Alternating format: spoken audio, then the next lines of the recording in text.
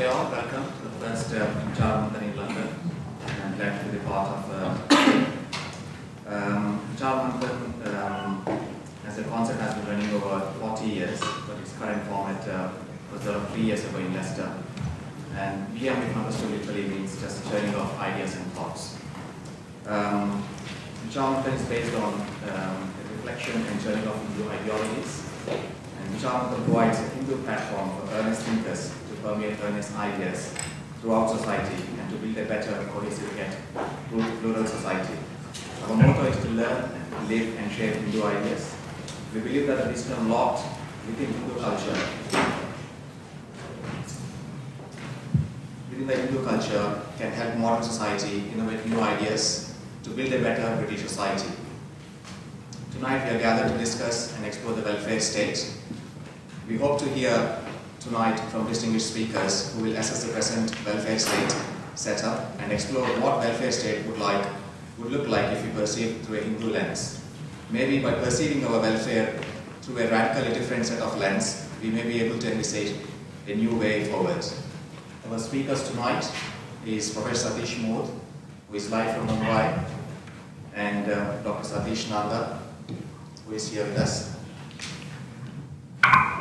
Our expectation tonight is not to solve the challenges of welfare state, but rather to explore it through a different paradigm and a new dimension, and to be open-minded enough to see if there is an altogether new approach. Now I would like to request Mr. Bob Blackman, Member of Parliament, to say a few words. Mr. Blackman represents the Harrow East, and Mr. Blackman is a member of several all-party parliamentary groups. He is a co-chairman of all-party parliamentary group of Justice for Equitable Life Policy Holders. He is now a chairman of all-party group on smoking and health, and he is the chair of all-party group of British Hindus.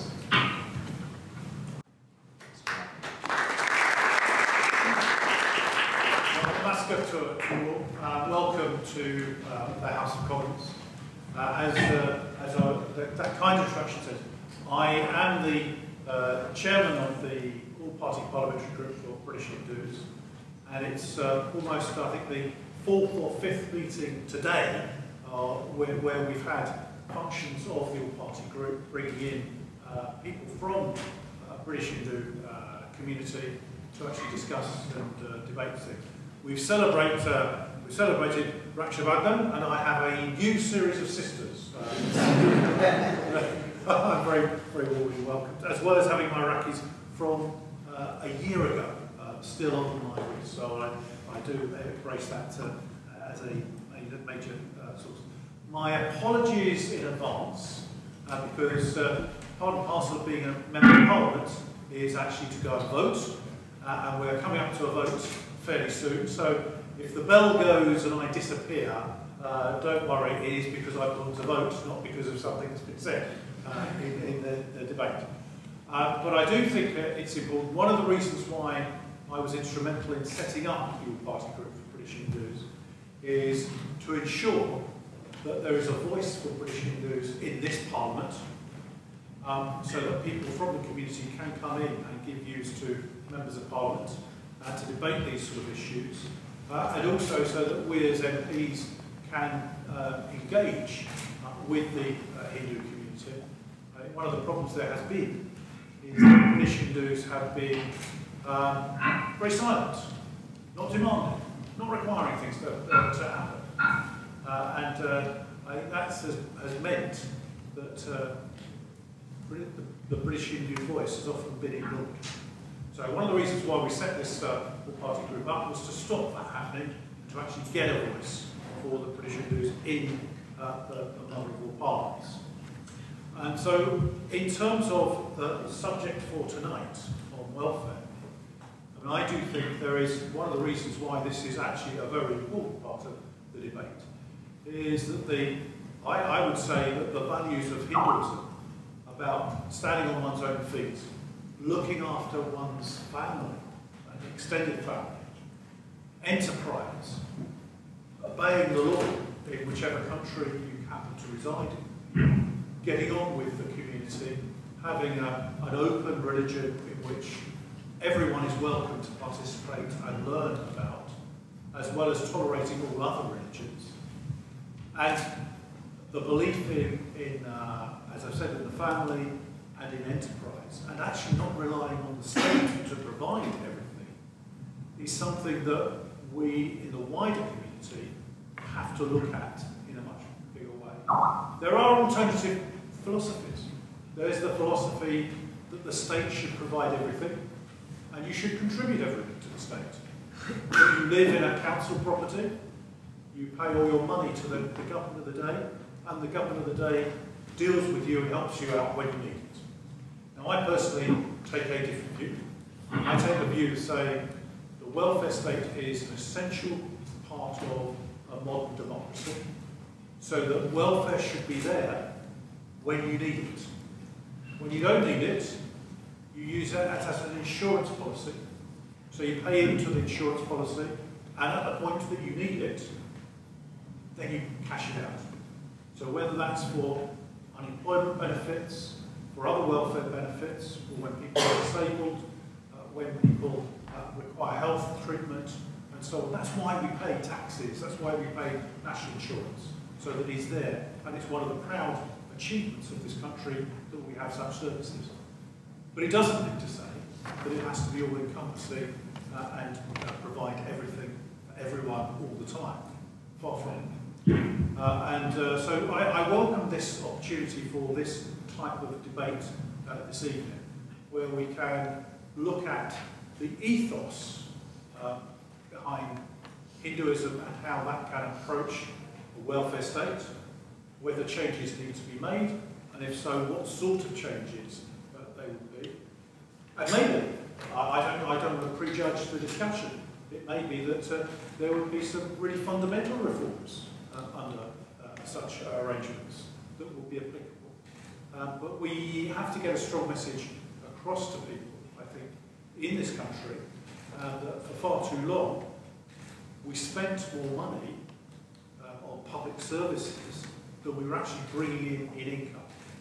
And you all, as good stewards of money, will know that if you carry on spending more money than you actually have, eventually the people that lend you the money say, stop, you can have no more, and then the consequences for that are disastrous.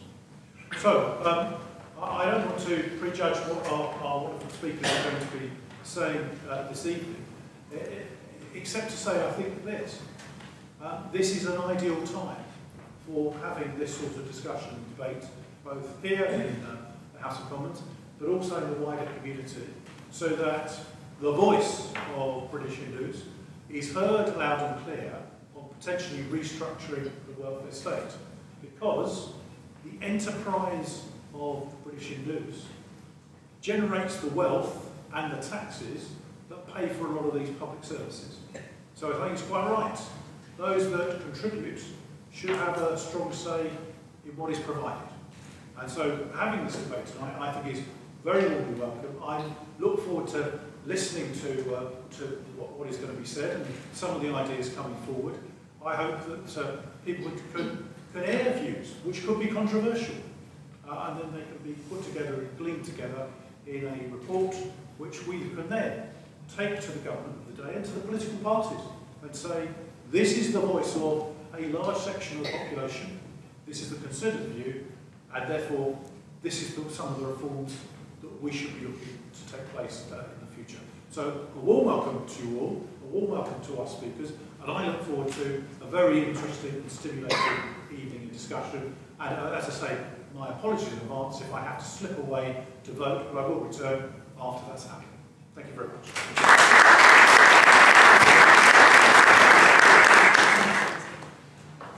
Thank you, Mr. Blackman. Now, without any further delay, I'll hand over to my colleague Kishan Bhatt, who's a lawyer in the London law practice, and is called to the bar in 2012. Just a few things. No personal photographs are allowed, except the vice president. In case of emergency, just follow the volunteers after the meeting. Thank you, Prashantji, and thank you again, Bob, for coming today. Good evening, everyone, and namaste. Honourable dignitaries, members of Parliament, peers, and delegates, welcome to Vichaar Manthan, an exciting discussion on rethinking the welfare state. Now, before I begin to introduce our speakers today, let me take this chance and opportunity to frame today's discussion. Essentially, we are asking crucial questions under a Hindu lens. We are asking, can we rethink the welfare state? And we're framing this on whether or not, arguably, the welfare state in Britain is unsustainable and in need of reform. Our most recent general election is calling for a critique, as well as a rethink on Britain's current stance on the welfare state. Now, from capitalism to communism, at the House of Commons today, we address a begged question. Is there a genuine third way? Now, no doubt before me, there'll be a wide spectrum of political beliefs, which will make an interesting and informed discussion. I should have you know that I am impartial. I am wearing both blue and red. I could also wear yellow, but I've been told that's a bit hard to find these days. But now I would like to also introduce you to both our speakers, both of which have the challenging task of speaking on this topic for at least 15 minutes. And we shall politely warn you if you are over time. So delegates and guests, we will also invite you to ask your questions and put forward your suggestions. But given the time, please do limit your responses and questions to 20 to 30 seconds, after which I will politely ask you to sit down. Can everyone at the back hear me, by the way? I hope so. Okay, great. Now, our first speaker to my left is Dr. Sachin Nanda. Dr. Nanda is the founder and director of Vichaar Manthan Group, a management consultancy. He has a PhD in political philosophy from the University of Nottingham. He has his interest is a critique of liberalism, and he has a postgraduate diploma in Christian and Islamic theology from Oxford. He also has a degree in the Bachelor's of Engineering, Aerospace Engineering from the King's College London. Our second speaker, to my right, is Professor Satish G. Maud, and he comes all the way from India and has kindly appeared in front of us today by a state-of-the-art video link. Now, Dr. Satish Maud is the director of the Vivekananda Education Society Institute of Management in Mumbai.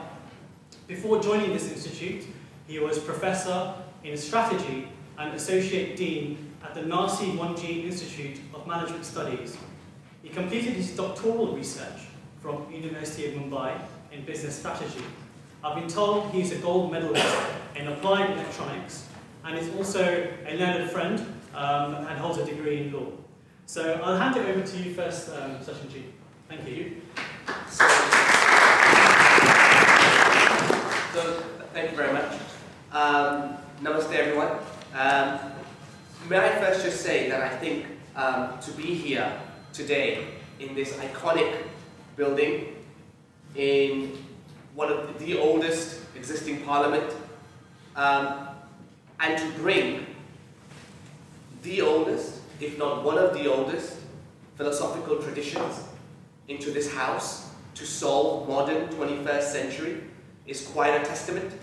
So I almost feel as if the London team here, the Vichaar Manthan team, has carved out a unique intellectual space for itself to be discussing such matters in this beautiful building. And I thank all of you for coming and joining us to explore this topic tonight. You know, I often think this whole scenario is like fine wine. It matures with age, it gets better with age, and so with a time-tested philosophy of Hinduism and Indian philosophy at large, you know, there is certain wisdom that has matured over the ages, over millennia. And that wisdom needs to be extracted and applied in a modern 21st century context. And who knows what comes out of it? Who knows what solutions we may discover? And today, I'm happy to say it's not my job to come up with any solutions. My job is just to merely frame the challenge, frame the discussion, and my distinguished colleague, the Professor Maud, will hopefully espouse what I have said and build and give us some insight into what a Hindu approach would be on something like the British welfare state. So let me start out by making it clear. I think welfare and the idea of welfare, that is, those who can support those who cannot, is a testament to our civilization, to our nation. I think welfare is paramount. I think it is a sign of a mature society. And of course, the blurb to this event, I noted, said, arguably, the welfare state in Britain is unsustainable. Well, I think we should take that ambiguity out. I don't think it's arguable. I think it's pretty clear-cut that things cannot remain the way they are. And I hope to create an argument which will hopefully convince everybody in here that this topic is necessary, it's overdue, and time is running out to really radically rethink how we distribute wealth in our society. So, what is welfare and how is welfare defined? It's a very emotive topic, and so what I want to do is spend some minutes and just take the emotion out, and let's concentrate on some facts and some actual definitions. So welfare is defined as social protection. Social protection. And it doesn't include state pensions. Okay. But it's social protection. So what does social protection look like? So let me just give you some figures from this year. Okay? From this year. Welfare accounted for 15% of all our spending this year. State pensions were 20%. And the total spend the government did, not on welfare, as a whole, as an entire country, was 750 billion, of which 15% was on welfare. So we're going to concentrate on that 15% for tonight's discussion. I just want to also elaborate, and I want to build on what Bob said earlier, which is that our total tax revenue for this year was circa 650 billion. So we're 100 billion in the red every year. And that's been happening for a long, long time. We are already, as a country, 80% leveraged. In other words, our entire GDP is worth about 1.8 trillion. Our total debt is about 1.5 trillion. And we keep going down this road, well, exactly what was elaborated earlier will happen, which is at some stage the lenders are going to say, no more. And at that stage, what will we do? So I think this is high time that we tackle this particular approach. So let me concentrate a little bit more on welfare as a whole. Now, bearing in mind the government, this particular government, since it came into power, has steadily cut the percentage that it spends on welfare. From something like 18% to about 15% today, and it's going to get even less over the next parliament. So, some figures for you. Family and children, 16 billion. That's 2%. 2% of the total spend. Unemployment benefit. How much do you think, in percentage terms or in real terms, do you think we as a nation spend on unemployment benefit? Any guesses? Would anybody like to harbour a guess? 5%. Sorry? 5%. 5%. Any other takers? 10%. Oh, it's going up. 10%. 30%. How much? 30%. 30%. Wow. It's 0.5%. 3.5 billion. So next time we read the big splash in the Daily Mail or the Sun, and we talk about benefits, just keep that in mind. Okay? That's not to say there isn't a problem. For sure there is. But in real terms, 0.5% is spent on unemployment benefit. Housing. Housing was this year circa 4 billion. Again, just over 0.5%. The big numbers come here. Social exclusion. Now, it took me a bit of time to figure out how is social exclusion defined, and I'm sure you must be sympathetic. Everybody likes to define it how it suits them. Now, social exclusion is defined as a part of the welfare fund, the welfare budget, that is there to help that tier of society which is in danger of or is already disenfranchised from the rest of society. So that could be across a whole heap of things. That could be health, education, training. It could be a whole a vast array of things. It could be housing. And you will excuse me, I've got a bit of a cold. So, Sure Start, for example, would fit into this area. So this budget is essentially to stop people from falling into poverty, and if they are already below the poverty line, which we'll talk about in a minute, to bring them out of it. And that is 29 billion. 4%.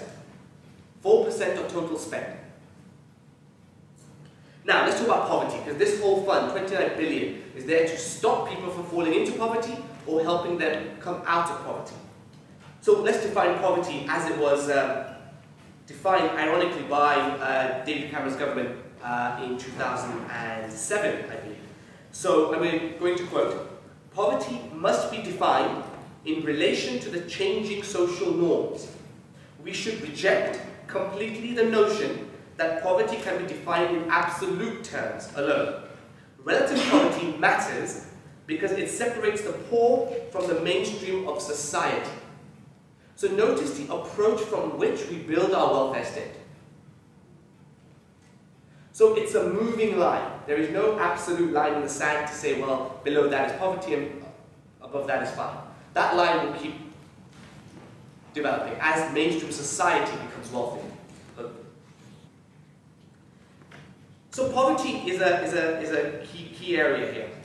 Something else. Social protection. There's a whole section on social protection. This includes social services, social care, child tax credit, and so on and so forth. The amount for this is 59 billion. It's by far the largest section of the welfare state. By far the largest section.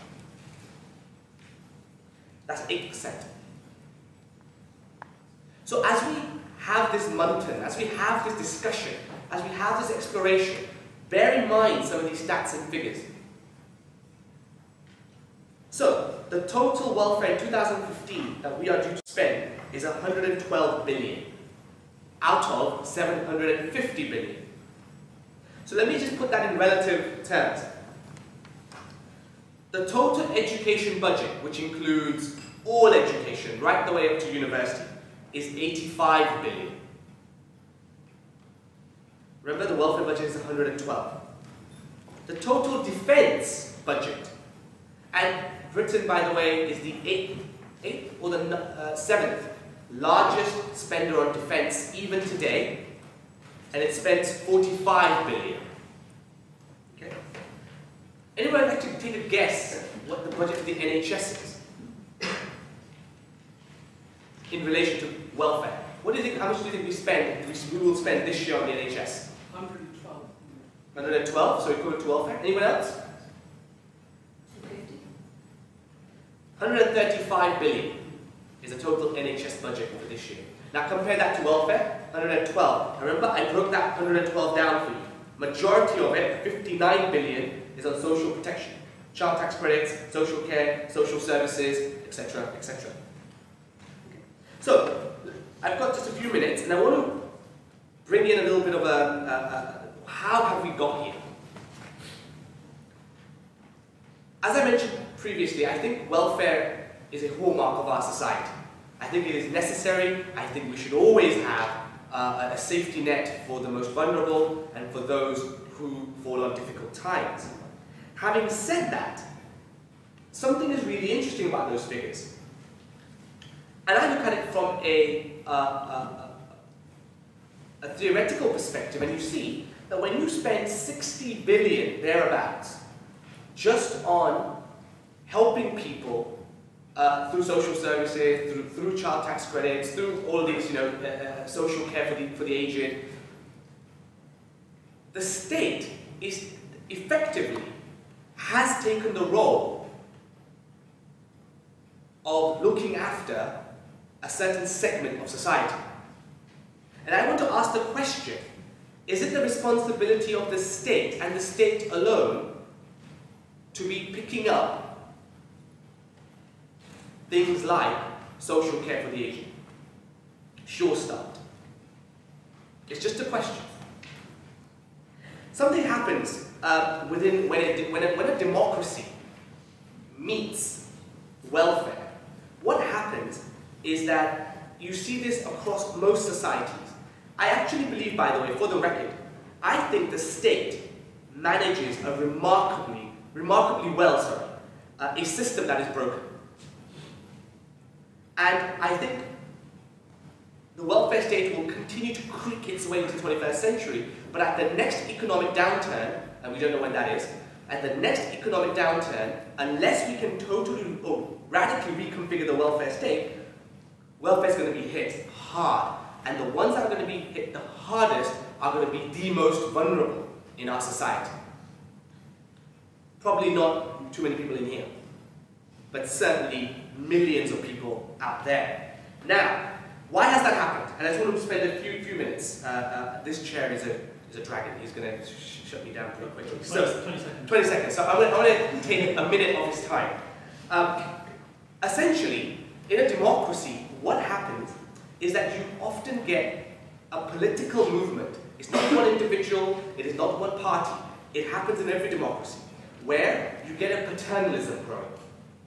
A paternalism where the politicians, due to democratic pressures, end up promising things to the masses. And often what happens by that is that the state takes on the responsibility that once belonged to the family, to the individual, to the family, to the community, etc. Those responsibilities that once upon a time belonged in that realm is now with the state. And the state is saying, don't worry about anything else, live with your life, get on with your life, we will fill in this vacuum. And as that vacuum has grown, the bill has got bigger and bigger and bigger. And Bob alluded to it. It is high time we start looking at what is our responsibility as individuals, as families, as communities, to those people who are currently totally dependent on welfare. Again, it's a question. So, finally, this disempowerment of society needs to be ended. You see, if you take the welfare out now, or you take the welfare out over a 5-year period, you radically reduce it to balance the books, you will get greater inequality, even less social mobility than we've got now, and the most vulnerable will become even more disenfranchised. What we need to do instead is to empower the rest of society to take responsibility for the whole of society, and then gradually reduce welfare. So as the collective consciousness grows, you can take the consciousness of the state or the responsibility of the state lower. And with that, I will end. Thank you very much. Thanks, Sachin. Thanks for providing a very useful insight there. Now I'm going to move to Professor Satish Mod. I hope you're still with us. So I'll hand it over to you, Professor Mod. Yeah, at the outset, I would like to thank Vichaar Manthan group, which has given me this opportunity to present my views on the welfare state. At the outset, since I am talking about Hindu view of a welfare state, I would like to present some simile between pranayam and arthayam. I am going to call this new paradigm of welfare state as thermonomics. Thermonomics consists of two parts. One is dharma and one is economics. The actual meaning of dharma is not religion, but actual meaning of dharma is what sustains. So an economic policy which sustains the state and sustains the society is thermonomics. So how it is going to operate? This thermonomics all of you are aware about pranayama. When we talk about India, we always talk about pranayama and meditation. In pranayama, we take the breath in, hold it, and release it. The oxygen is there in the atmosphere. We use it for our body, for our sustenance, and whatever is needed for our body, we consume that and leave out the breath, again in the same atmosphere. I would like to say that the similar kind of policy the state has to adopt. It has to look towards looking at wealth and money in the same manner. There is a pie available which has to be used by the state. And if the state is focusing on just the welfare and calling it a welfare state, then there is a possibility that the government may not be focusing on what it should focus. The main job of government is to govern. And govern means to sustain the society, create a prosperous society. And what is a prosperous society? A prosperous society is which generates surplus wealth. And this surplus wealth is an accumulation of a surplus wealth generated by every family. And when every family is generating surplus wealth, the state has more money in its hand and the wealth of the nation increases.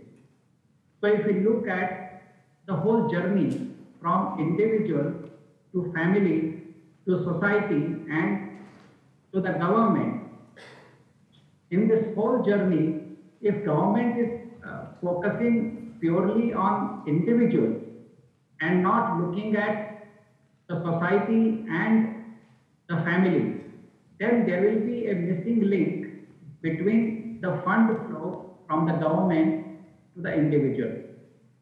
I always say that this welfare state concept is a kind of charity concept by the state. And in Hindu philosophy, the charity has been described in three parts. I hope I am very audible to the audience. Yeah? Yes. So charity has been defined in three manners, and they are defined as sattvic charity, rajasic charity, and tamasic charity. The sattvic charity is the one which is given to the deserving and when the person needs it. A rajasic charity is given for popularity, for the sake of gaining popularity and fame. And tamasic charity is given to those who don't deserve it.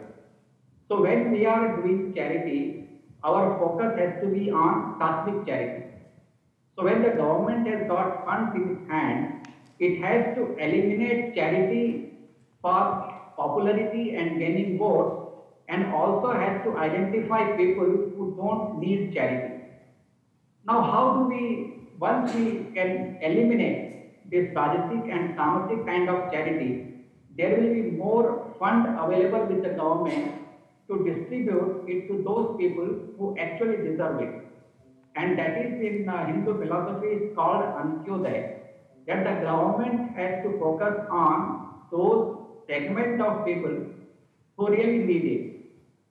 Now again, coming back to the role of government, how do you create a prosperous society? A prosperous society is the one, through its actions, it creates surplus wealth. Now how do we create surplus wealth? We earn money. Like when I talked about pranayama and the arthayama, the process of breathing in is the process of earning money. Every one of us earn money, and that money, whatever we earn, some part of it is collected through tax by the government. So those taxes become the money which is earned by the government. Now some part of that money is consumed by us, and then the remaining money which we do not consume becomes wealth, and we use that money for investment and for industry. The Hindu philosophy says that if you want to create a prosperous society, the policies of the government has to be such that it creates opportunity for 100 hands, productive hands to work. And once you provide opportunities, entrepreneurial opportunities for these 100 able hands to work, they will create sufficient wealth so that it can be distributed by 1,000 hands. So that is what Hindu philosophy says, that earn by 100 hands and distribute by 1,000 hands. So if the money is used in a manner that people in the society, people in the family who have enough opportunity to earn money and create surplus wealth for themselves, they will in turn be able to create surplus wealth for the government. So the ratios of distribution of wealth between various activities of government will be decided by the issues of that time. If there are more people during economic downturn who need help, government should have enough wealth to take care of those people in those time of distress. So again, coming back to the issue of thermonomics, which I am talking about, which can replace the concept of capitalism and socialism. It is not that capitalism is down and out and it has served its purpose. Capitalism has created a lot of entrepreneurs and has created innovation in the society, and everyone is using that surplus wealth through capitalism. The socialism was one step ahead of capitalism, where more money which was created was distributed to those who wanted to use that money for welfare of people. Now the third stage is that if we are totally focused on capitalism, or if we are totally focused on welfare state, then somewhere we are losing focus on those productive hands who can earn money for the state. So the policies of the government has to be to provide opportunities for entrepreneurs, those who want to work, to give them easy funds so that they are not looking for employment, but they are generating employment. Surplus wealth can never be created by looking for employment. Surplus wealth will always be generated by generating employment, and that can be done only through the concept of thermonomics. If we look at the history of Britain, we will find that it reached its pinnacle of glory when there were many new companies and many new entrepreneurs who came out with business ideas, economic ideas, and they created wealth for the country.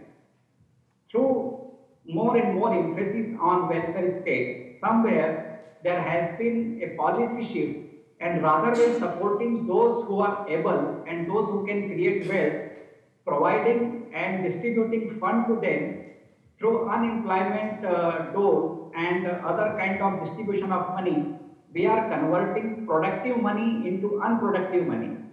So somewhere balance has to be made in even distributing wealth to poorer section of society. It has to be given to those section of society who can actually work for production of wealth, generation of wealth.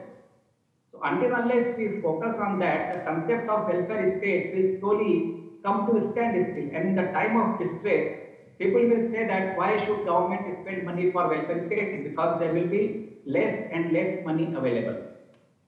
So if I want to summarize the points which I have been making, this thermonomics, that is from pranayam to arthayam, as oxygen is necessary for our sustenance of our life, similarly money and wealth is necessary for sustenance of society. The policy of the state has to be such that entrepreneurial potential, the potential of those who are productive people is always taken care of, and when they are in a position to generate wealth, and then we will have surplus wealth, then we will have more funds available to take care of the poorer section of the society. The welfare state has to be there. A state has to take care of the poorer section of the society. But it is not the only job. It has to also take care of those who can produce wealth and generate wealth, and then from that surplus wealth take care of the society. So I think with this few points, I would like to conclude my initial point, and some of the points can emerge from question and answer session. Thank you.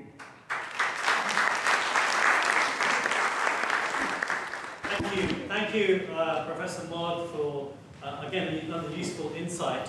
Now, what I plan to do is split this discussion into three topical areas. First, looking at unemployment and enterprise, and asking questions to both speakers and then opening it up to the floor.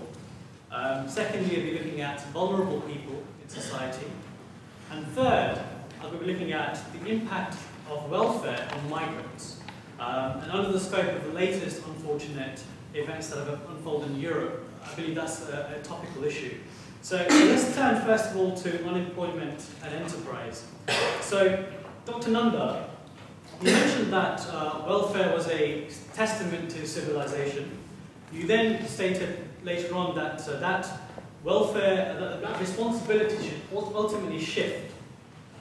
Professor Maud has explained that enterprise plays a role in generating employment. Now, let's explore this perceived benefits culture in society. Do state benefits deter people from the fruits of employment? Is it okay if I sit? Would you like to stand? No, It's fine. Stand? Stand is better? Fine? Okay, good. Right, so the question on does it deter people? You know, I think it's that question, I don't like that question because it's not framed correctly, so I'm going to reframe it. I think it's a matter of two, it's always the way out. There's two ways of looking at this. One is, it's a matter of aspirations. If there is anybody, absolutely anybody, who is deterred to work from the money they get from welfare, then that is not a matter of the welfare, that's a matter of aspirations. That's a matter of aspirations, and I would say there's a far more desperate condition there that we need to help that person with, which is aspirations, raising their aspirations and opportunities. That's the social mobility. Number two is the gap between relative poverty and the working class needs to be big enough, sufficiently big enough, so that there is enough motivation in those who are unemployed to really upskill, train, and go and get a job. So it's two-point answer. One is aspirations, and second is there should be a sufficient gap, I would argue, to motivate the unemployed to become employed. Thanks, Sachinji. So aspirations, Professor Maud, let's talk about aspirations. You mentioned this topic about surplus wealth. What in a scenario where we have a recession, when vehicles are not able to generate wealth, vehicles such as enterprise, using your proposed model, do you really believe that wealth can be redistributed in society without the need to tax income or profits? Just today, in my institute, I had a gathering of some 100 students and from various sections of society. We had a seminar on entrepreneurship. And talking to them, I was telling them that yes, it is good that you should be graduate. They were all undergraduate students and learning their subject. And I was telling them that while you are learning a specific subject, don't study simply for the purpose of a job. Look within and think, do you have any idea which you think is can be converted into a business plan? And my institute will help you in preparing a business plan for you, and we will get government help and other chambers help, commercial chambers help, economic chambers help to convert those ideas into business. So I want you people to, rather than seeking employment, I want all of you to give employment to people. And out of those 100, there were at least 15 people who raised their hands to join this entrepreneurship program.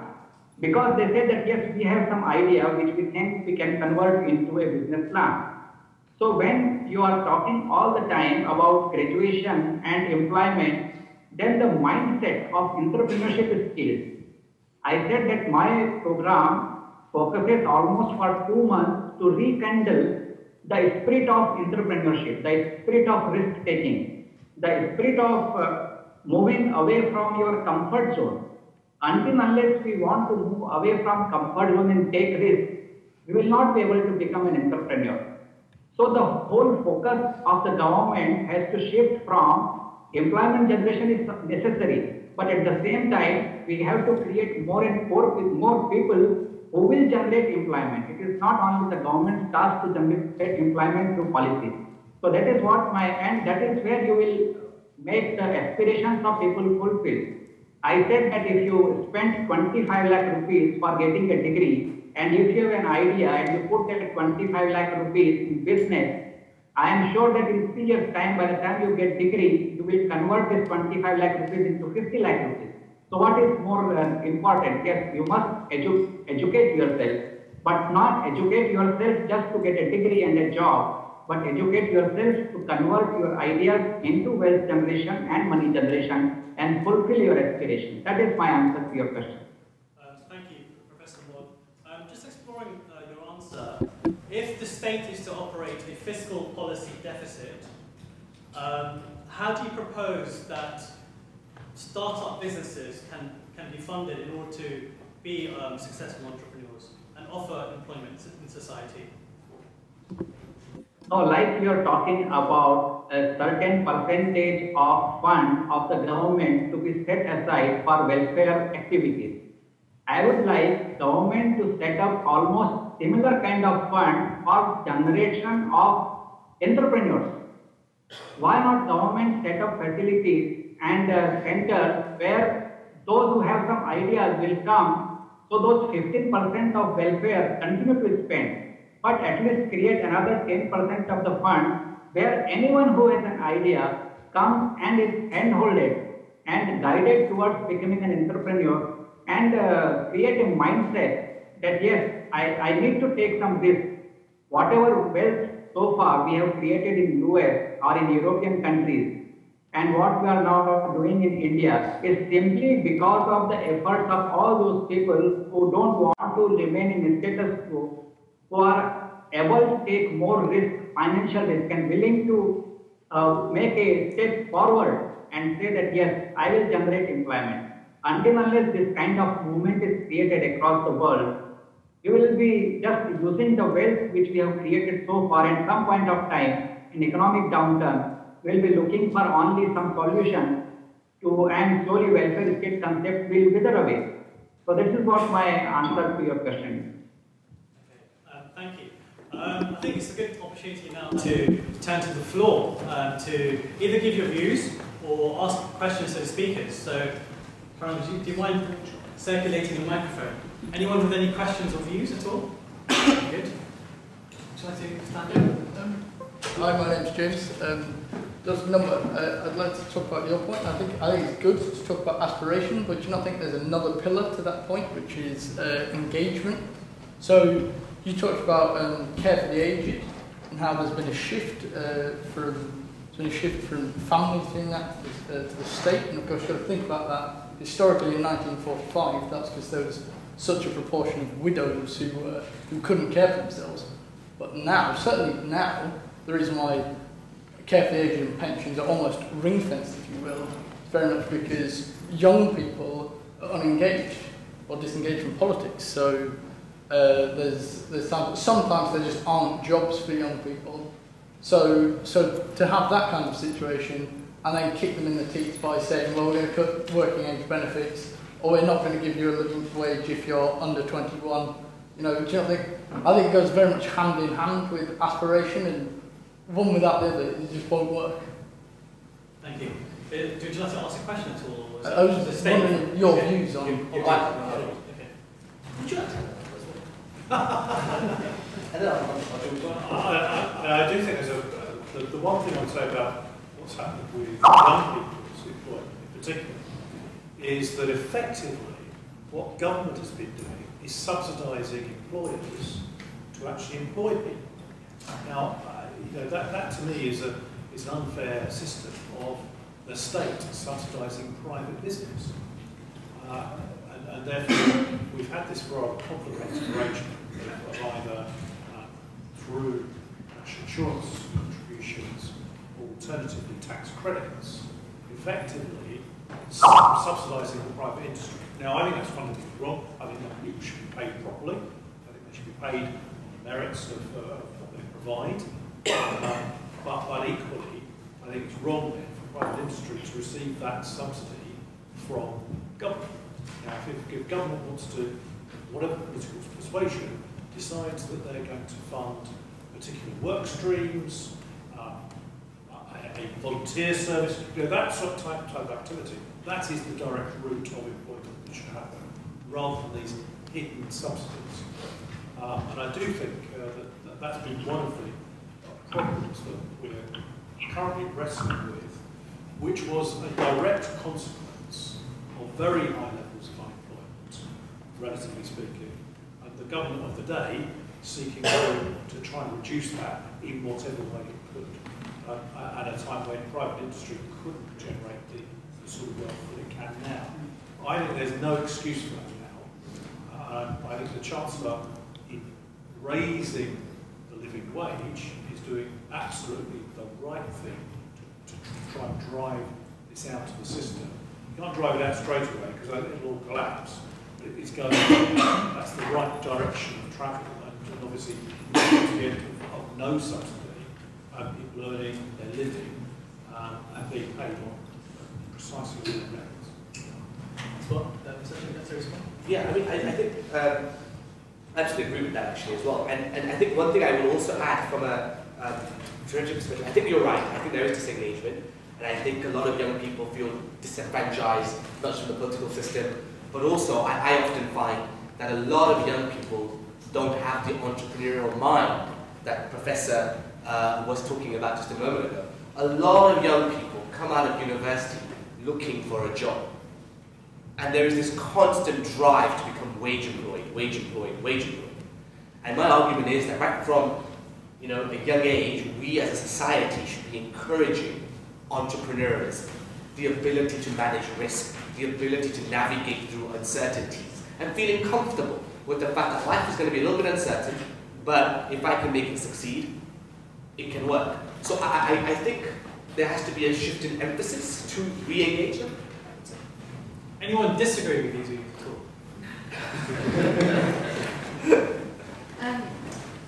Thank you, Barbara. How are you? So, I know that we've only got limited time to speak, so I think my feeling is that I'm a little bit disappointed because what I would suggest the welfare state represents is actually a realization of what I would think that the Hindu philosophy talks about, which is caring for the most vulnerable. So I think the idea that what a Hindu philosophy actually does is takes that away and puts it more into private enterprise, which is a much riskier option for a government to take actually, to say, look, we're going to hand money over to people to start their own businesses when that money could very much more properly be used looking after the most vulnerable.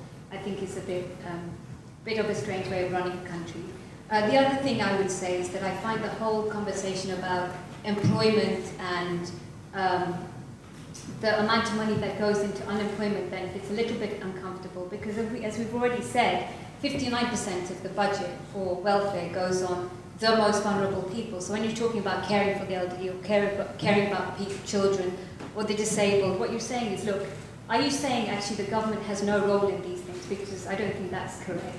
If you go to countries where there is no social service, there is no welfare, there are people whose mental health problems aren't being looked after, who've got elderly people who are being abused, who've got children who are not being cared for and not being educated. So the idea that actually society's responsibility also should be tempered by the fact that society doesn't always look after the most vulnerable very well, at least with the government being involved. You have certain steps, procedures, and things in place for those things not to happen. It doesn't always work well. I know there's always excess in places, but certainly I don't think that a discussion about whether a Hindu philosophy is going to determine and look at how a welfare state works should come up with a conclusion that says actually a welfare state is not a good thing, but actually the money should be going into enterprise. So that's where I'm finding it difficult. Yeah, can I just come back quickly? 30 seconds on that. One, I make the point right from the beginning, I am a big advocate of the welfare state. A big advocate. I think it's a hallmark of our society that we have a collective consciousness where those who can give to those who can't. So all of that, that's not what I'm putting. And I certainly don't for a minute think that we should get rid of welfare. Not for a minute. What I am suggesting, however, is that things have to change. And my suggestion is that a lot of the responsibilities that the state has taken on through over the last 30, 40 years, a lot of that responsibility needs to be devolved back to the individual, the family, the society, the community. And the state should facilitate that delivery of care, collective consciousness, community awareness, etc. So essentially it's empowering the family, empowering community work, localism, rather than having this paternal state out there. There is obviously space for that, absolutely. But I think we need to question, I don't know the solution, but we need to question where that place is. Where is the place for localism? Where is the place for this sort of paternalism? And the final point about Hindu philosophy, I think that from what I understood is that welfare is utmost. We need to take care of our society, the most vulnerable. But the way in which we do that is being questioned, I think. So it's not going to private enterprise, not at all. It's rather being devolved to the family, to the community, through social enterprise, or whatever that vehicle might be, and create new ones. I think that's good. So I mean, agreement. I would like to add some point there. You know, if we really look at our growing up process, our education is funded by our family. We see that elderly people are taken care of by the family. If anyone who is not earning, and even if the government money is not coming to him, he or she is supported by the family. So, in the whole society, family is the basic unit. Rather than an individual, if we start looking at family as the basic unit, and we form our policies in such a way that we look at people where a family is able to support those who currently not earning, then money need not be given there. So we have to identify families, we have to find out families who are below poverty line and who need support. Once we start doing that, then the lot of money which I talked about, the tamasic charity, that is the money which is going to non-deserving, can be used in a better way to give to those sattvic charity, that is those who deserve. And almost 80% of the money goes into rajasic charity. That is for the purpose of popularity and getting some extra votes. So this tendency has to be curbed to make some populist policies and where the money is siphoned off. If we start focusing on this family as a unit, I think a lot of fund which is even currently available as the welfare state can be used for a better use. Professor Moore, if I can just intervene there, I think you also mentioned that there should be a greater reliance on the family as opposed to the state. Now, let's just put that under the context of the UK, where nuclear families are more common. And it's quite rare to have a large extended family in the UK, and quite often a lot of people will be living alone. So under that view, how would your model operate? One may not be able to rely on the family for support. You know, it is what we say that whether the chicken came or the egg came first. Initially, if you look at the older societies, even in UK, they must be family based. It is only when the government started focusing on individual as the final delivery point of charity, at that point the focus started shifting from family to individual. And the society became individual dominant rather than family dominant. There is a need to reverse that process if we want to sustain the society. Because if the family goes away, the concept of family goes away, there will be no society, there will be a jungle raj. Because the women are safe in the family, children are safe in the family. So we have to revive this family concept, and the state has to start looking at family as the unit of distribution of charity. That is my view. Anyone have any questions or suggestions in response to that? Yes, go ahead. Hello. I just have an observation or maybe a question. Essentially, I've started up 3 businesses, and this is from my experience. When I was looking for information online everywhere about how to start a business, it was really, really hard. There was not enough information out there, so about entrepreneurship, enabling entrepreneurship. of course, the government is doing something about this now. But interestingly, when I used to look and say unemployment benefits or something about benefits, there's actually a government website talking about welfare and the welfare benefits available. You can go to job centres and they'll tell you about how to get benefits. I mean, maybe it's time to change the focus or change the culture around saying, rather than have a welfare website, have a jobs website or well, an entrepreneurship website dedicated just to starting up businesses, creating employment, and moving away from sort of the welfare state, just in general. Really. It's very short response. Okay, sure. Okay. Anyone else with any questions? I have a quick question. Yeah, sure. Does the government have any initiative in roping up all the rich directly involved in the welfare state? Too ambitious. I know the rich do some sort of charity, definitely, all the rich and the do some charity, but does the government take an initiative to form a group and directly involve them in the welfare state? Well, yeah, well, I think the answer was yes, tax relief happens. One of the problems that the government's had to address is that what we would call extremely rich people, we are talking about billionaires, who use very complicated devices to minimise their tax. And obviously if you pay money to charity, then you don't pay tax. And equally, if you put your earnings into a company and draw from that company a dividend, then you pay tax not at 45%, but at possibly 20%.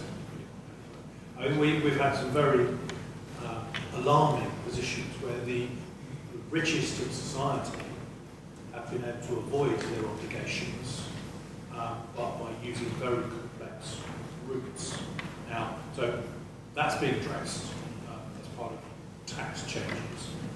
But equally, what is equally true is if you reduce the burden of taxation on the wealthiest, it then becomes less viable to use complicated routes to avoid payment. So the actual amount coming into the sector increases as a result of reducing the burdens of taxation. And that's been proven over many years. And the big problem in the welfare state, I think we had this alluded to earlier on, the big problem is that the benefit system is very complicated. There's whole ranges of different benefits. Some are mutually exclusive, some are mutually inclusive, and you drive behaviours. This is the key point I would make. You drive behaviours in the benefit system by the way that you operate it. So, for example, if you are on a low income in a private rented property and you're on housing benefit bill, by the way, is £24 billion a year. If you are on benefit and you then get a job, you lose benefit pound for pound.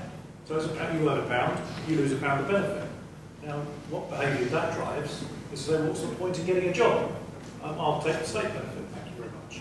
Equally, disability benefits. We know that there were 2 million people on disability benefits because no one was checking whether people who were on those disability benefits were really disabled or not. At the point the government said we're going to check on this, 1 million people came off disability benefits almost overnight. And then subsequently large numbers of people. So, yes, you want to concentrate your benefits on the people who can't work, but not on the people that just go, well, actually, I'll take this as an easy life. And there are all sorts of other complicated routes that are looked at as well. Thanks, Bob. Let me try and throw in a scenario here. So, let's say, this is a real scenario actually. Gabriel suffers from a brain tumour. He's unable to leave the house without support. Gabriel was paid the Independent Living Fund for 16 years before the government scrapped it. So just like 18,000 other disabled people, Gabriel, who has severe complications with the brain tumour, was promised he'd still be cared for by his local council. But the government has given the council less money than they had before. Now, Sachin, you did say earlier on that the state should be the vehicle to empower the individual, right? How do you intend to empower Gabriel as an individual, at least in the short term? Blimey.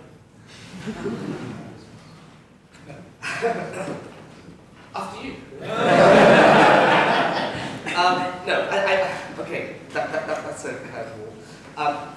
You know, I think there are no short-term quick fixes there. So take this particular example. I think the state, in that, you mentioned the word severe and complicated. So therefore, that's going to be a composition of stakeholders all looking to serve that particular individual. So the NHS, social care, etc., you know, people who might be able to get him back into employment, or so on and so forth. So there'll be a whole array of support mechanisms that the state can lead on, no doubt about it. Having said that, there's also surely mechanisms, I don't know what they look like, but surely there must be mechanisms, if we are creative and imaginative enough, that would empower his family, her family, neighbours, whoever, the local community that he or she belongs to also get involved and empower that person, to look after that person. Sure, okay. Yeah. So let's open to the floor. A few more questions. Got a lady at the back. I'd just like to comment on that. The situation of Gabriel. There's something that is a corporate social responsibility. There is a community social responsibility. But this particular case would refer to an individual social responsibility as well. So the way to empower him or to support him would be to see if there is an immediate sort of neighborhood or surrounding sort of people, actual people there who can support that person, because obviously the state can't endlessly, you know, dole out funds, and you do need money to survive or things to survive. So, I mean, I'm hearing everybody. The one thing that's sort of standing out for me, and the Catholic social teaching talks about it, and Hindu talks about it, is the individual social responsibility. What is it that I'm doing in my neighborhood or in my local area to empower people around me? And I think that's what I'm trying to understand from all this discussion around the welfare state, the way you can devolve, you know, powers to individuals and all of that. I think what you're trying to allude to is possibly the voluntary sector. Individuals. Or individuals, right, okay, fine. I'm talking about me as a person. Individual responsibility. As a responsible citizen of any nation, anywhere else, anywhere in the world. Okay, sure. Any other suggestions? I just put one. Yes, no. We don't live in a capitalist world where it's quite meritocratic, right? So people, we're all sort of working hard and we're kind of out there. So is it not for everybody individually, and I understand the socio-economic factors that might play in people which are sort of underprivileged, but is it not essentially a meritocratic society, or do we not believe that to be the reality? Do we not all kind of work and live for our own self, make our own life and prosper, rather than, you know, so for example, I'm working, I'm being taxed 44%. A huge amount of my salary goes into tax. You're earning too much. I'm a wage slave, according to these guys. So. What's your question? So essentially, is it not meritocratic society where we're all there, You know, each to our own? Fundamentally, our society is not meritocratic. Fundamentally, so social mobility is so poor in this country. For such a developed, empowered country, we have such a poor social mobility. It is so hard for young entrepreneurs who come from the other side of life to break through and raise capital in the private equity markets, to find the right mentorship at an early stage. You know, it really is still a society of where you're born, to whom you're born, which school you went to, which university you go to. Now, I agree, there's certainly an element of meritocratic-ness in that, and there's no doubt about that. You know, I had the opportunity to study at great universities, you know. So certainly, absolutely. But in terms of, is our society so, you know, an ideal meritocratic world? No chance at all. And therefore the state has to intervene to empower those who don't have access to capital, to the right advice, to nurturing, mentoring, best teachers, etc. I've got a question. In a capitalist society that we live in, how do you encourage, I think Sachin sort of was alluding to raising the consciousness of people. How do you raise the consciousness of the super rich? I mean, the only one I know of that has chosen to do this was Bill Gates, has chosen to give up his money. How on earth do you raise the consciousness of people when what we're trying to encourage everyone to do is earn money? And that's exactly what you've all been alluding to, that actually we should get everybody earning more money. So let's get Professor Moore to respond to that. Professor Moore, did you hear the question? Sorry.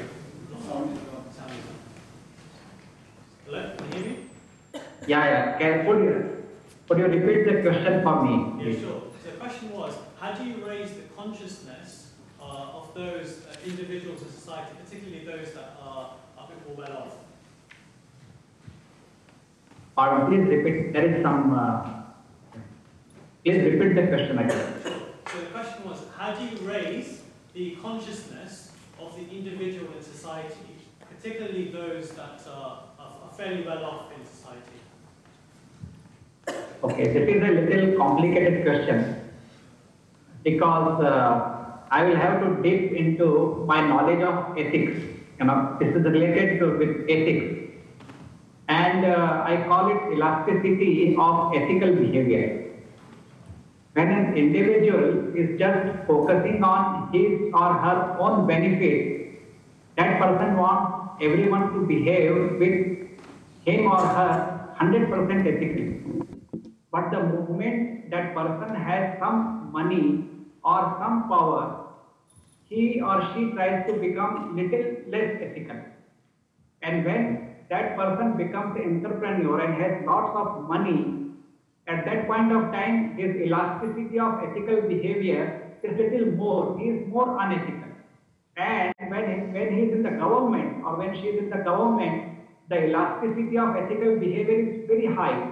At any point of time, that person can be highly unethical. Why? Because of the power or authority in hand.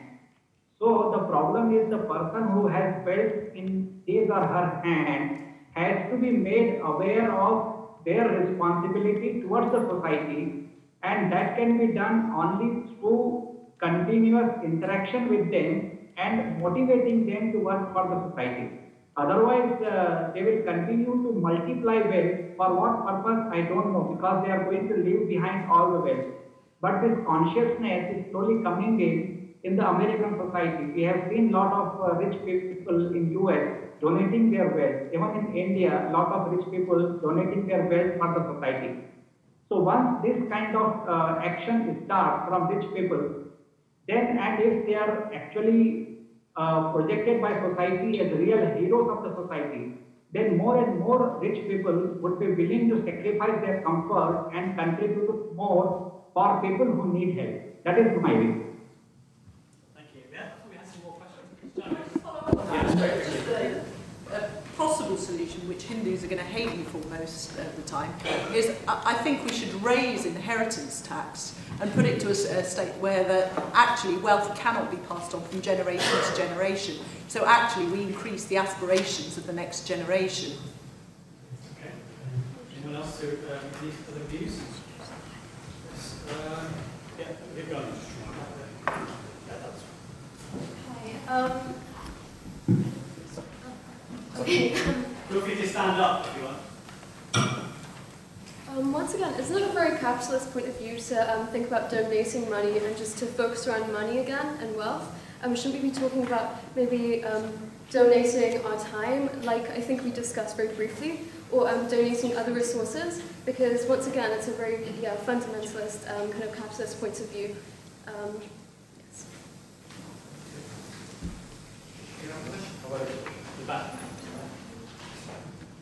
I think you have to refer to Hindu scriptures if you want some answers as to what you do with people who have a lot of wealth and how do you turn them to for the benefit of the less well-off. And I think there are lots of examples of our kings who, once they have achieved what is dharma, and as Professor Moore actually indicated, dharma is about how you actually live your life. And when you actually instill those values in people, that is when the rich and the poor, because you need everybody to sign on to this gender. Because at the moment, I think what happens is that those who have got a lot obviously are enjoying at the expense of those who have very little. And now the point has come where the people who have got very little do not have the incentive to work. So how do you create an environment where people who have less remain inspired, remain motivated to earn more, but those who have more are willing to give back to people who have less? And I think it is the dharmic principles that needs to be re-established to reach the equilibrium.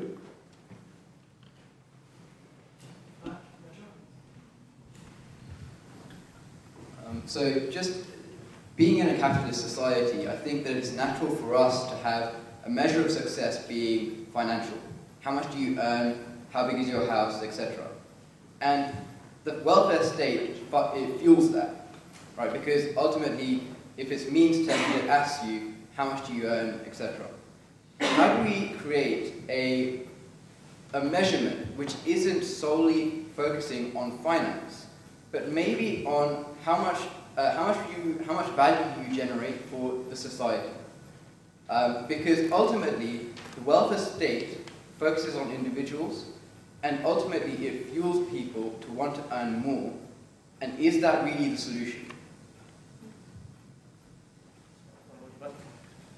I think I can. I've got a follow-up question to Professor Mo's answer, probably your response, and then the question asked here.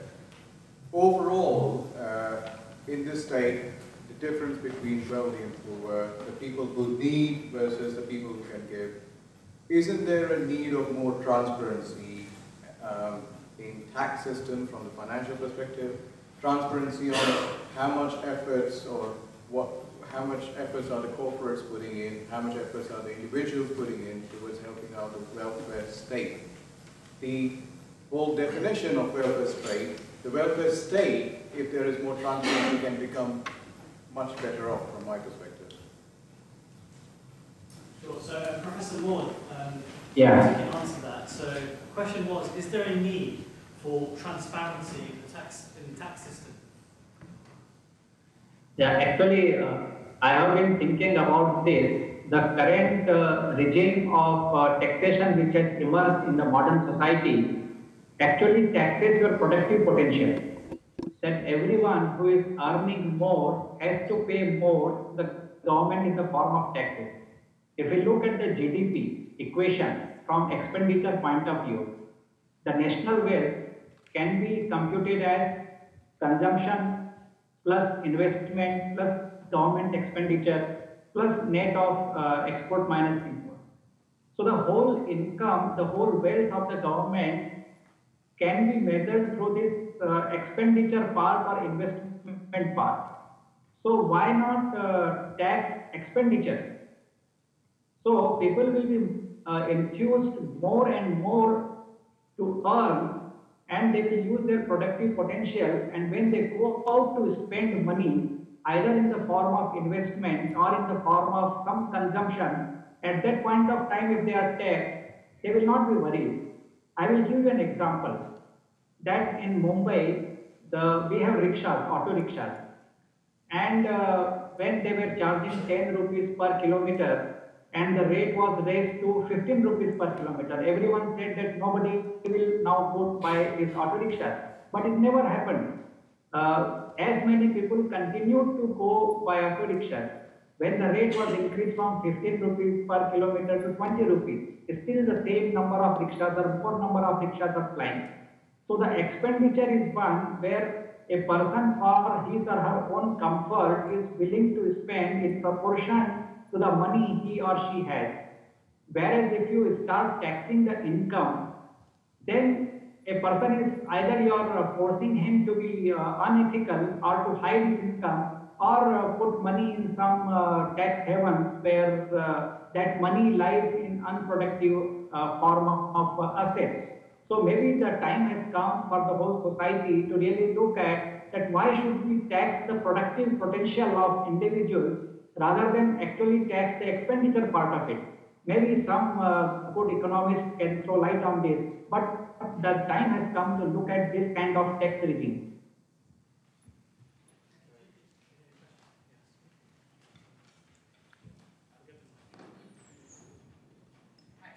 Quick rebuttal to the professor. I think using the example of auto rickshaws and going from 10 rupees to 15 rupees, and people continue to use it because there was no competition. I think Uber coming into Mumbai, I think London taxis are feeling that. I think so. I think that's a quick rebuttal because I lived in India for many years, born and brought up there. I know because when you had nothing, you fork out the large pie of the money that you have just to use as services.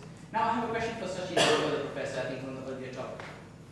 You talked about something changing radically when the next downturn happens. But I think we are using all the parameters of 19th, 18th century to judge what will happen in 21st century. Are we at the fundamental point very wrong? So for example, if you are poor, are we asking poor the question of what we can help them in terms of, do you need money, do you need care, do you need opportunity, and basis on that. Now at the same time you need to ask the wealthy the question, what do they need help with? For example, and I think the example has been alluded from Bill Gates, he's been going and educating people in China, India, and at one point there was an article where people in China didn't want to meet Bill Gates because they said, the guy is so powerful, he will actually convince us to give us our money away, and we didn't want to meet him. Only 10 people in China met him out of 1.5 billion that are there. So that gives you an example who needs help. Everybody needs help. At what level and what helps do you need? Now, what are those challenges that we can do in 21st century to look at the 21st century problems with a 21st century gaze, not from the 18th century poverty and 19th century poverty or 20th century poverty? And the question for you is, you talked about the dharmic economics, using the family. So using the example from the our scriptures, you said, if somebody does have a surplus wealth, they are more tend to give out. Now, there is a different connotation to this, but there is a question. Arjun and Karna. Arjun had more Divyastras, and Karna only had one. And who gave out the astra? Person did have it, or person were the more? From what I've seen so far, people who have it, they give out either on the empathy basis or on their personal conviction, not because they just had surplus or something. So, thank you. Thanks, Professor. Would you like to respond to that? Yeah, I would like to respond. Actually, he has given me a good opportunity to advertise my new book, which is just come out in the market.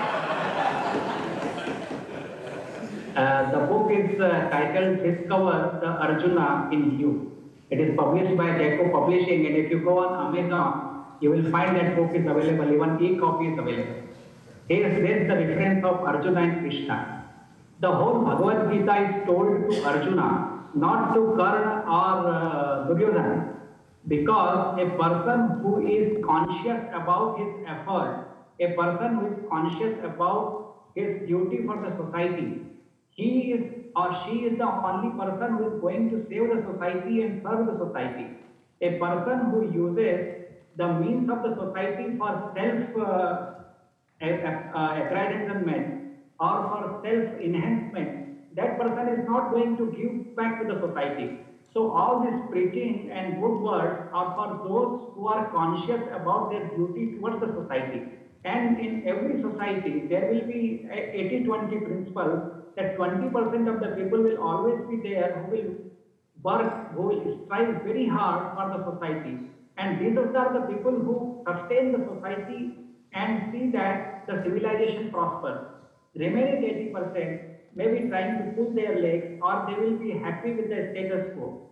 So all this policy discussion is for all those people who are thinking and that they have to strengthen the hands of those heroes like Arjuna, that who are willing to fight for sustenance of dharma, that is sustenance of the values of the society.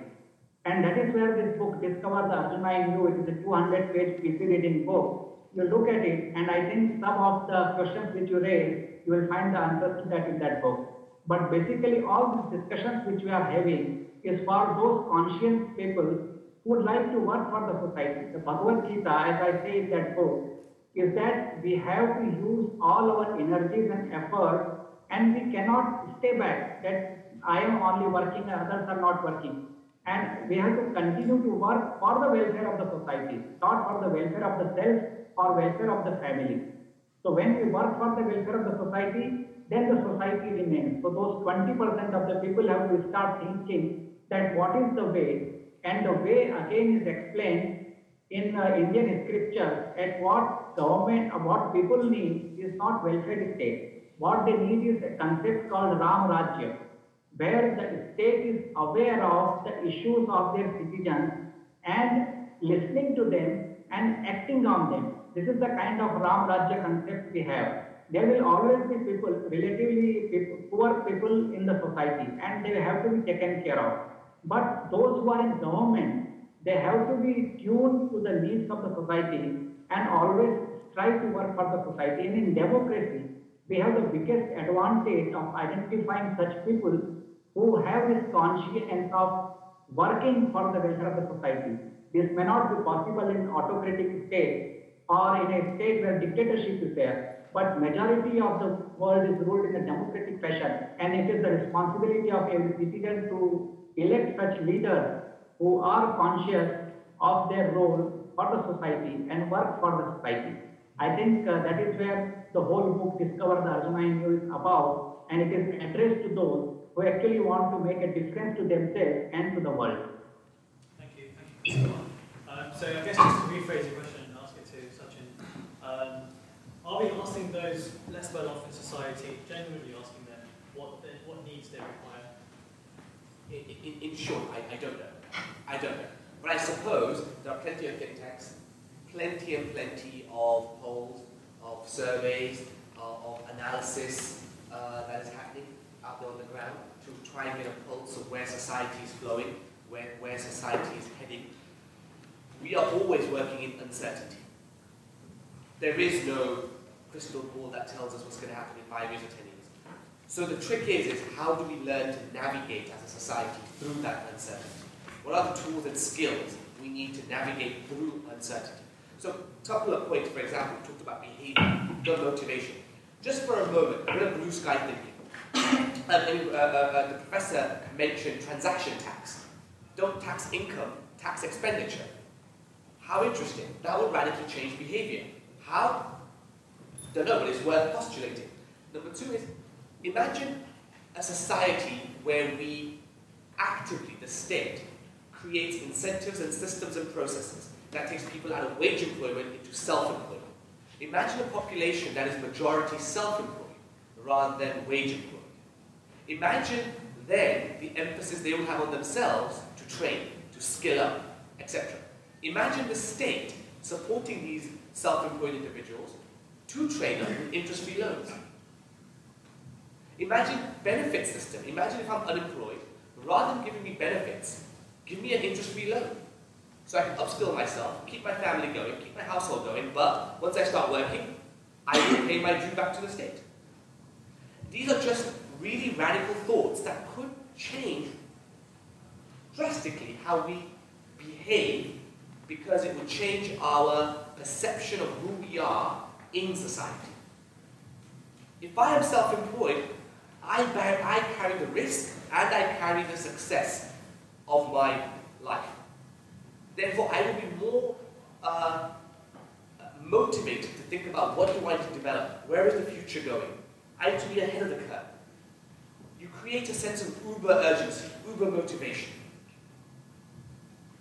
That's just some thoughts there. I say with transaction. If we can tax transaction, imagine what that would do.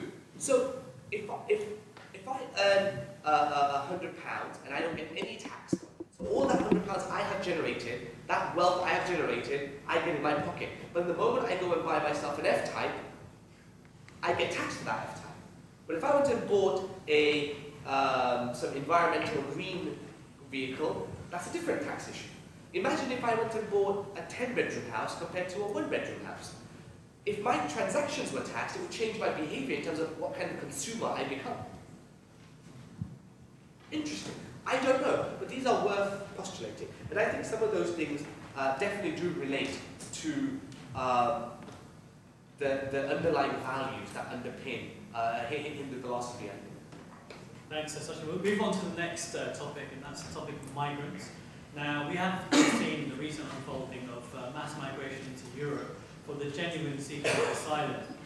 Many will argue that the role of the welfare state is important when protecting them. So, Dr. Nanda, to what extent can the welfare state protect and provide for asylum seekers and migrants? Are you asking on the basis that they are already here?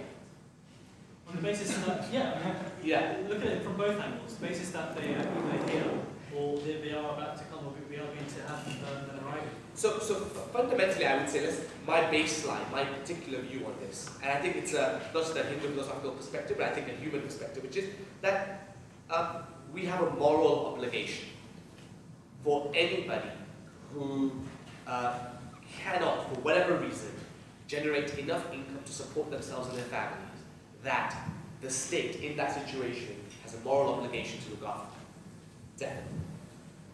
Having said that, I think maybe we could take a different approach. We know, for example, well, there's some argument, but I think most stats and thinkers would agree with this statement. Migration on the whole has benefited Britain more than it has the other one. Yeah?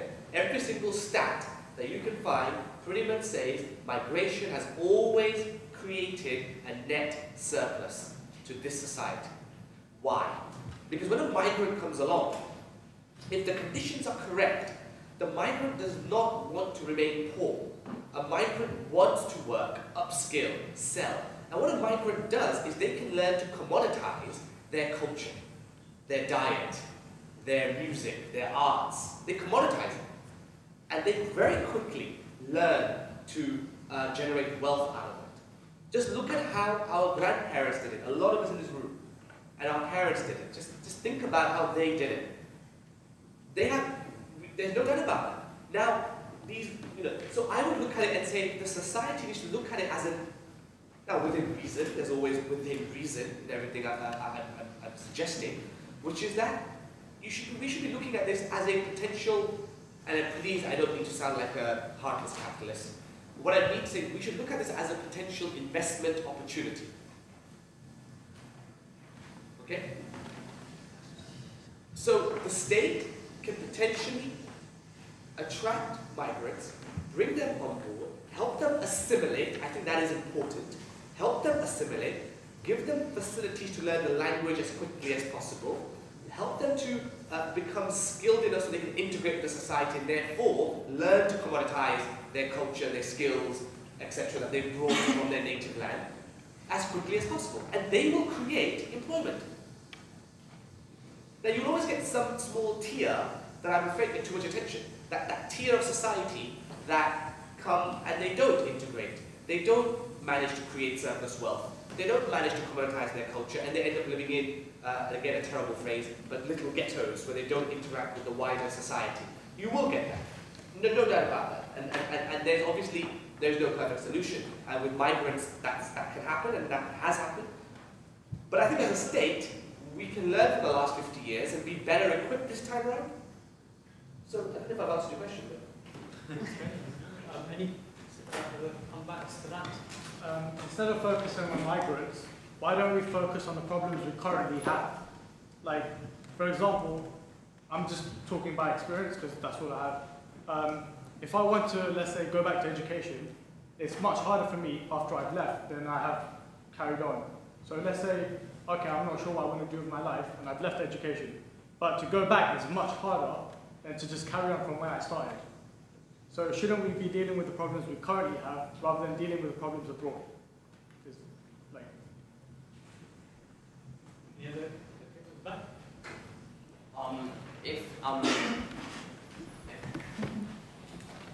Surely, if there are so many positives to migrants coming to the UK, as a nation of Great Britain, we should be taking many more migrants from Syria than we are currently. And compared to Germany, who are taking hundreds of thousands, we should be taking many more than we are today, tomorrow, or in the coming months and years. And if these benefits are true, then surely this would be better for our society as a whole than a detriment to our society. So essentially, you mentioned that welfare should be provided within reason. How do you define what's within reason? Yeah, look, I mean, it's a hard question. None of this is easy. What I will say is something about Germany you mentioned. Germany has a negative population surplus, by the way. In the next 10 years, the German workforce is in decline. They need migration just to sustain their economy. So yes, they are morally, all the rest of it, but also there's an economic reality that Germany is satisfying, and they really are investing in the migrants for their wider economy, I believe. Okay, our society.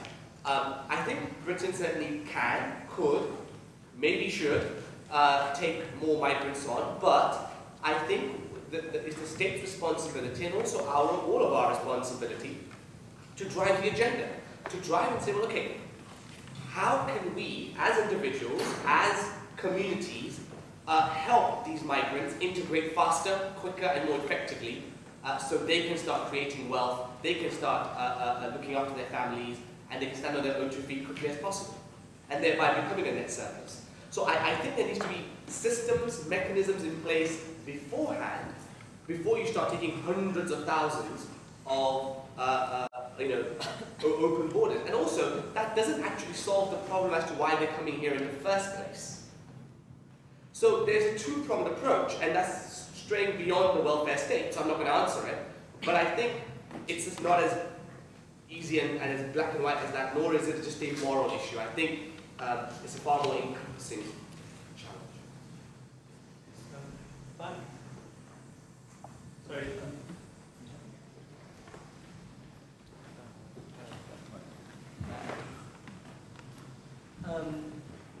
Just listen to everything. We've currently got immigrants who are migrants, that are actually not doing anything. And we're talking about educating the ones that are currently, or we're looking to bring in. Wouldn't it be a focus actually investing the money first on the people who've been here for the last 10 years and not done anything for the society? That's it. Yeah, I think in this sort of whole debate on migration, we should remember that essentially there are 3 types of migrants. There are economic migrants who choose to better their lives to want to go and live somewhere else. So they make a conscious choice that they're going to do. There are refugees who are displaced by conflict. They have no choice. Their choice is, do I live or do I die? And flee in fear of their lives. And then you have what we have within the European Union, where we have within the European Union the free movement of labour compared to the barrier outside that says, well, if you want to migrate to the European Union, you have to apply and so on. There are consequences, and I absolutely agree that migration to the United Kingdom has been beneficial to the United Kingdom. We have gained tremendously, and actually, we are a nation of immigrants. If you trace your bloodline back any length of time, you will find that in your bloodline, your parents or antecedents came from somewhere else. And I don't believe there's a family in this country that can say that they are not made of some sort of immigrant stock in some guise. So we have gained, without doubt. However, there is a consequence of people that come here who are seeking work, who will then take work at a lower rate of pay than the people that are already here. Now that has a consequence then of the people who are already here not being able to gain employment and then provide for the people that are in need. And I can tell you, as a Member of Parliament, I get every single day someone comes to me saying, I have nowhere to live. These are not refugees, these are not migrants, these are people who are resident in this country who have nowhere to live. They then also say, there is not a place in a school for my child. And by the way, I can't get a medical appointment when I'm in. So we have consequences of our problems. However, we also should recognise reality, and that is our health service would collapse overnight if we did not have migrants coming in and providing it. Our service industry, particularly in London, would collapse overnight if we didn't have migrants coming in and actually providing the service industry because of the consequences of what we have. Sachin is quite right. In Germany, the position is that Berlin, just taking Berlin, Berlin was built to take 6 million families. There are only 4 million living there. So there's plenty of accommodation. And the people that are going to Germany, when we talk about Germany saying we're going to take 500,000 people, or how many they're talking, they know that it will be the sort of people they need to keep their industries going who will want to go there. Normally, young men or young women who are properly educated and highly skilled, who want to go and earn a living and therefore take that. We also have to take into account on the other aspect of refugees, people fleeing from conflict, who may be injured. They will undoubtedly, and I've met some people that are refugees, asylum seekers from war-torn countries, who are traumatised beyond belief with their children or people of adult age. They are traumatised beyond belief because of what's happened to them, their families, what's happened to their extended family in the country. And those people need incredible amounts of support and assistance. And so in the debate that we're having about welfare, which is important to this process, is if people come who are asylum seekers, refugees coming to this country, they need incredible amounts of support, possibly to learn the language, to deal with their health problems, certainly to deal with their mental health problems, and resettling them in an environment which is a friendly environment which they can help. And that's why you have to control these things very, very carefully. And if you just look at what's going on in Syria, 11 million people have been displaced in Syria alone. Now, think of the consequences if you start saying we're going to take anyone that wants to come here from Syria. Already we have a problem of population and overpopulation in certain areas. Let me try and bring Professor Moore in. Professor Moore, from hearing everything that's been going on about migrants, is there an alternative viewpoint using your model in terms of making provision for migrants coming into the UK? In my view, migrants will never be a problem to a strong society. A society which is strong and coherent, migrants will always be absorbed and assimilated in that society without much problem. But wherever migration is taking place, that society is weak and that society is already distressed. In such societies, when migrants reach, they also create turbulence. So all those countries where migration is taking place, if they are inherently strong, if their culture is strong, their economy is strong, then migrants will never be a problem. In fact, they will act as an engine of growth for those kind of economies and for society. I will give you an example of some 300-400 years back when Parsis migrated to India. At that point of time, when they landed on the Indian shore, the people of state, which is now currently Gujarat, were worried that who are these people and what they are going to do in our country. We should not allow them to come in. The king of the state, Indian state, called the leader of those migrants and asked them that what you are going to do in this country and how you are going to live in this country. So the leader of those migrants asked for a glass of milk and a spoon of sugar.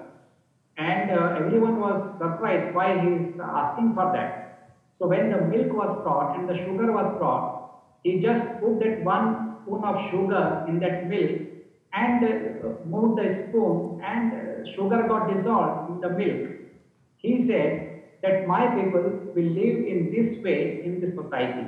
And all we know the history of Parsis, they have been one of the biggest industrial societies of India. So when the migrants come and your society is strong, they can be assimilated like sugar in the milk.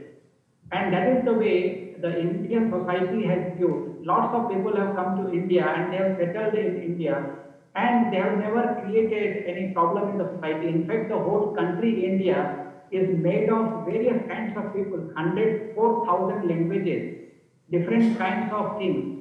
So if you move from even one state to another in India, you may feel like a migrant.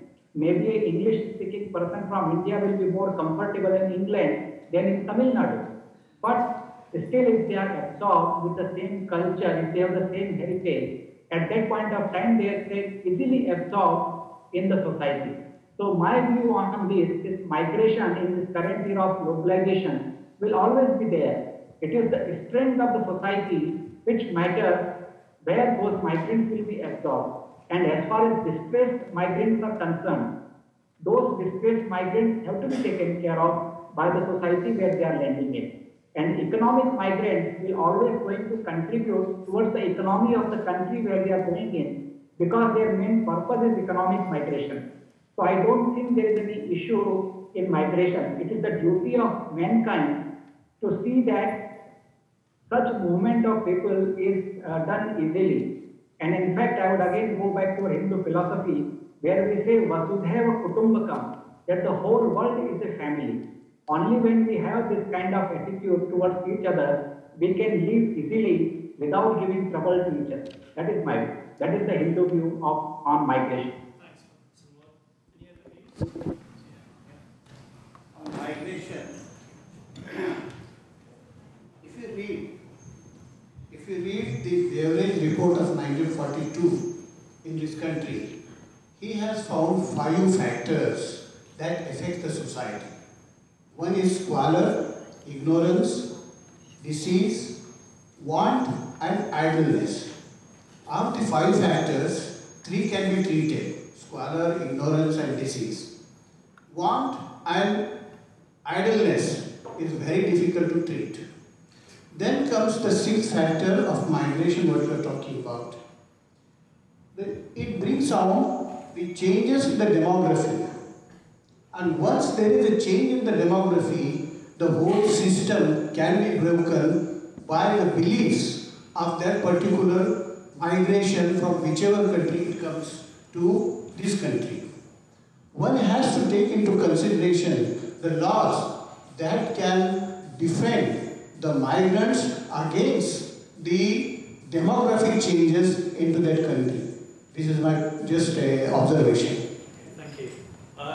So unfortunately, we're coming towards the end of the debate and discussion. So thank you everyone for your participation. We have clearly seen today the illustrative explanation of how we can possibly rethink the welfare state, perhaps even reframe it in the most challenging and testing times, inviting us to be creative and perhaps even suggesting that in our search for equality, we could be losing fairness.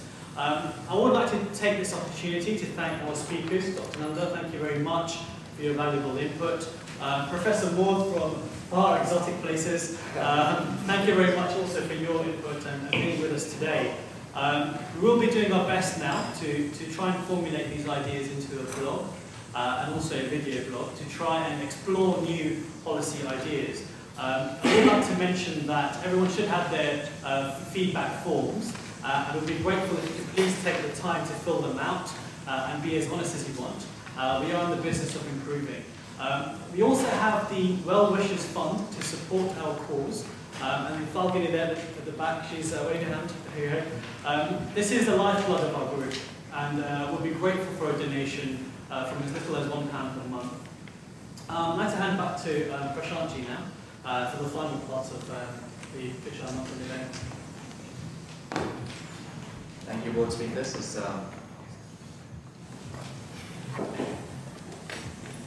Thank you, both speakers. Way past midnight, I think, in India. Professor Moore is ready to go back to sleep maybe now. Thank you, everyone. So I'd like to thank quite a few people here. First, the speakers and Bob Blackman for being here, and Jayesh Tutania for the venue, House of Parliament. Mr. Bob Blackman's team, Marty, Lakshmi Kaur for handling our queries, and both our events team for supporting us with the setup facilities. John especially for assisting for us in the dry run. Josh, videographer, thank you. He's from Studio 8 in Oxford. And Amit Patel, the photographer, thank you very much.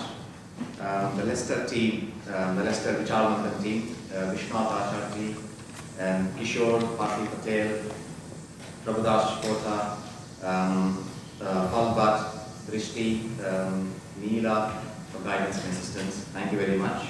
And a big thank you to all. Support Vichaar Manthan, and hope to see you again in a new event. Thank you.